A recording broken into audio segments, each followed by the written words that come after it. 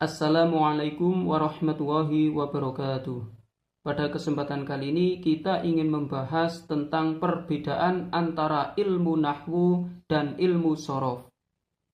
Secara mudahnya ilmu nahwu adalah bagaimana cara kita menyusun suatu kalimah yang baik dan benar. Kemudian kalau ilmu shorof adalah bagaimana kita ingin menggunakan sebuah kata yang tepat.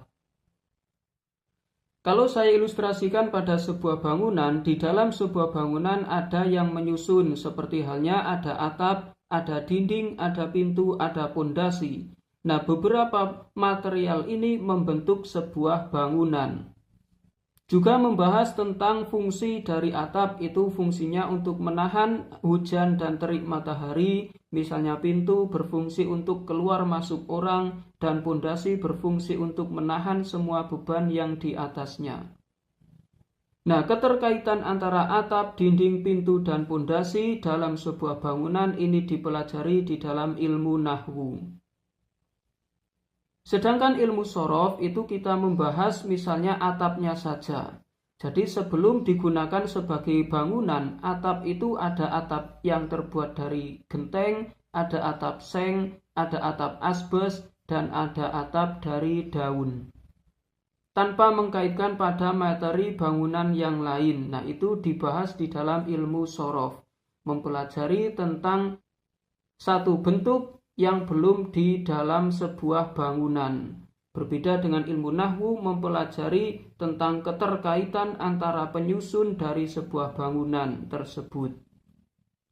Nah, kalau di dalam sebuah kalimat berbahasa Arab, di sini saya contohkan qoma zaitun fil baiti. Nah, qoma zaitun fil baiti ini adalah susunan dari sebuah kalimat. Kalau di dalam bahasa Arab ini disebut dengan kalam. Jadi ilmu nahwu di dalam sebuah lafadz ini misalnya koma ini adalah fi'il madhi. Kemudian zaitun ini disebut fa'il.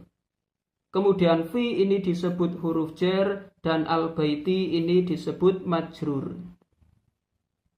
Nah, antara lafadz koma dan zaitun ini ada hubungannya karena ini koma adalah fi'il maka membutuhkan fa'il. Kemudian mengapa lafadz zaitun ini disebut fa'il? Karena memiliki tanda yaitu rofa dan tanda rofaknya adalah domah. Seperti halnya di bangunan tadi, atap ini kedudukannya di atas, kemudian dinding adalah di tengah. Nah, antara atap dan dinding ini memiliki keterkaitan. Jika atap tidak ada dinding, maka atap akan roboh. Kemudian di sini fi adalah huruf jar, kemudian al-baiti adalah majrur, disebut majrur. Nah, antara fi dan al-baiti ini juga memiliki keterkaitan. Karena ada huruf jar, maka lafadz isim setelahnya harus diterkib jar. Dan tanda jarnya di sini adalah kasroh. Berbeda dengan ilmu shorof adalah mempelajari satu persatunya dari lafadz ini sebelum menjadi sebuah kalimat. Misalnya koma, sebelum ada koma zaitun, di sini koma dibahas bahwasanya koma itu bentuknya ada banyak. Ada yakumu, ada kum, dan ada latakum. Juga membahas tentang jenis dari koma adalah fi'il apa. Misalnya di sini koma adalah bina ajwaf. Jadi kesimpulannya ilmu nahwu adalah mempelajari tentang kata yang disusun menjadi sebuah kalimat dan kedudukannya menjadi apa.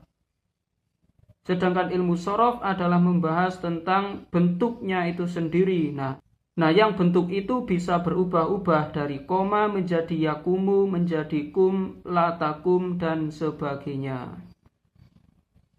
Mungkin itu pembahasan tentang perbedaan antara ilmu nahwu dan ilmu shorof versi bangunan. Semoga bermanfaat. Sekian dan wassalamualaikum warahmatullahi wabarakatuh.